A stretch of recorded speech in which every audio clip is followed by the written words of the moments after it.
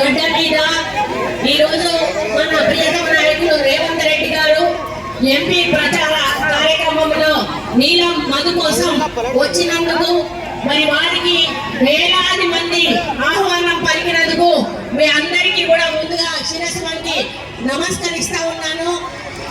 వేదిక మీద ఉన్నటువంటి పెద్దలకి మీ అందరికీ కూడా హృదయపూర్వక నమస్కారం.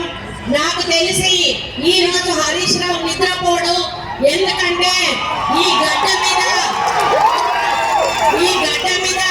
నాకు ఎదురు లేదు, నేను చెప్పిందే వేదం, ఇది నా అడ్డ అని ఇన్ని రోజులు మరి అనుకున్నటువంటి వ్యక్తి.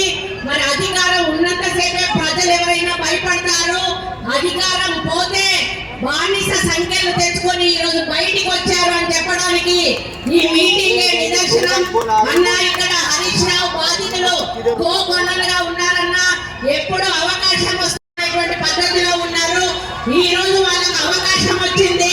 ఒక బీసీ బిడ్డను, ఒక ముదిరాజ్ బిడ్డను మీరు ఇక్కడ క్యాండిడేట్ గా పెట్టి వాళ్ళకి అవకాశం ఇచ్చినందుకు మీకు ధన్యవాదాలు తెలుపుకుంటూ, మరి మన అందరం కూడా మన బీసీ బిడ్డ ముదిరాజ్ బిడ్డను భారీ మెజారిటీతో గెలిపించుకుందామా?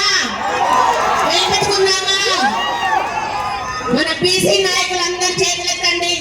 బీసీలు ఎంతమంది ఉన్నారు? ఇంతమంది ఉన్నాం. మనం ఒక్కొక్కరం 10 ఓట్లు వేసినా సరే మన ముదిరాజు బీసీ బిడ్డ మరి భారీ మెజారిటీతో గెలుస్తాడు. లక్షకు తక్కువ కాకుండా మెజారిటీ తీసుకురావాల్సిన బాధ్యత మనందరి మీద ఉందని తెలియజేసుకుంటూ బీసీల ఐక్యత